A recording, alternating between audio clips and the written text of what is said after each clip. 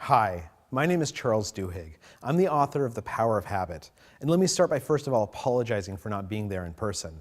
The good folks at The Art of Management have been moving heaven and earth in the last couple of days to try and get me into Canada so I could actually present in person.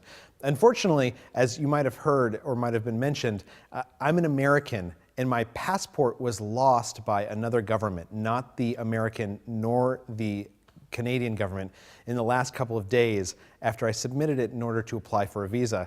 And as a result, I can't get into Canada.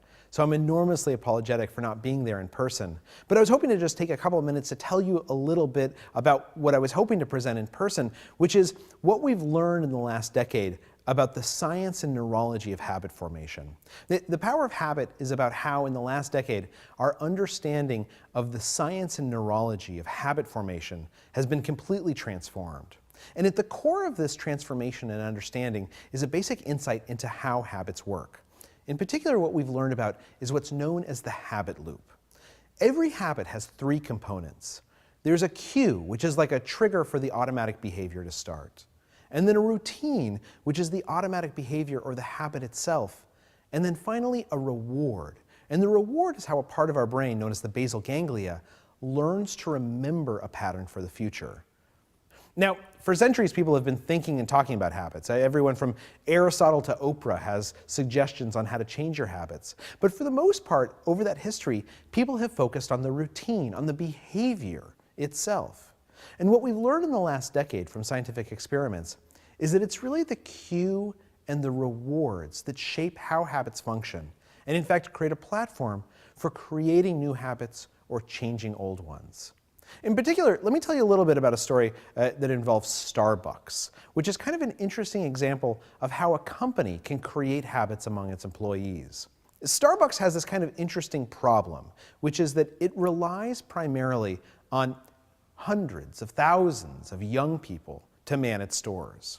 And what Starbucks really sells is customer service, right? That's how they justify charging $4.50 for a latte that probably only costs them 13 cents to make. But for Starbucks, this poses a problem because the hundreds of thousands of people that work for Starbucks, for the most part, are high school students or recent high school graduates, people earning minimum wage, people without a lot of professional experience. And as a result, they are a group of people who sometimes are challenged at delivering customer service. What Starbucks found is that very often employees could show up and at the beginning of an 8-hour shift do a great job of being pleasant and friendly to everyone who walks through the door.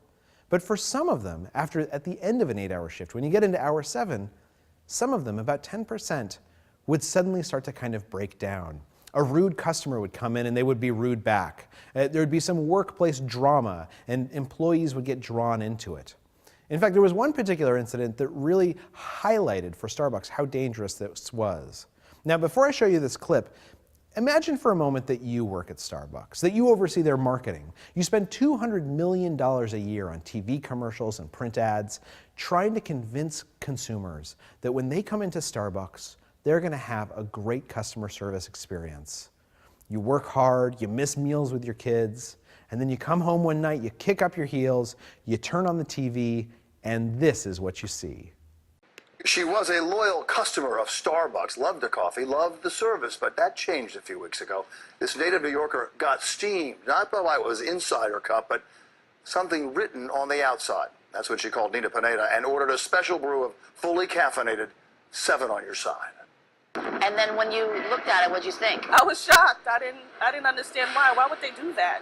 Vicky Reveron is talking about this Starbucks cup. On the side, a Starbucks employee wrote what she ordered, a caramel frappuccino. But instead of scrawling her name on the side, she says he wrote the B word. It says Vicky. My name is not Vicky, it's Vicky.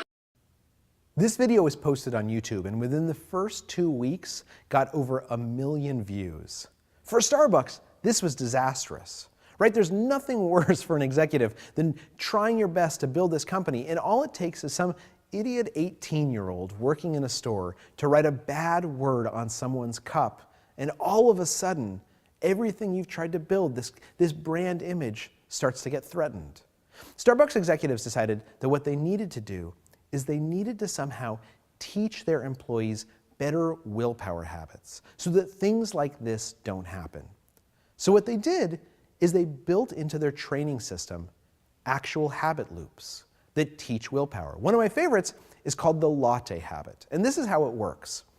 Every Starbucks employee is trained that when a customer walks in and if they're upset, that's a cue. And what you should immediately do is go into the latte routine. You listen to the customer's complaint. You acknowledge that something bad has happened. You thank them for complaining. You take care of their complaint by giving them a fresh cup of coffee or whatever they want, and then you explain why this will never happen again.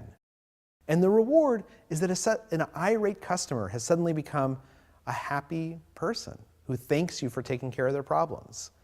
Now, I have a 4-year-old at home, and I'm firmly convinced that if I could somehow teach him that when I am upset at him, he should listen to my complaint that he hasn't put away his toys. And he should acknowledge, Dada, you have a good point there. He should thank me for complaining and then take care of it by putting away. If I could teach my 4-year-old the latte method, I'm firmly convinced that this kid would become president of the United States.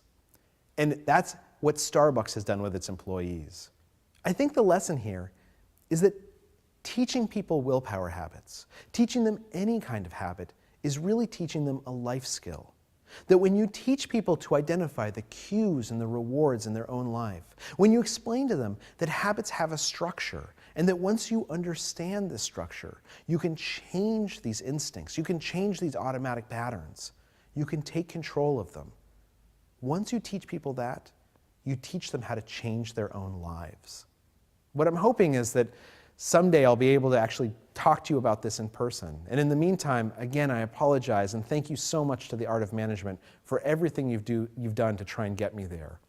But I hope that by introducing you a little bit to these concepts, it gives you a new tool in your toolbox. It gives you an opportunity to analyze the automatic behaviors in your own life, in your own company, in your employees' lives, and your customers' lives, to help them understand how to change how they behave. And in doing so, hopefully to make the world a better place. Thank you so much. My apologies. I hope we get to meet in person someday soon.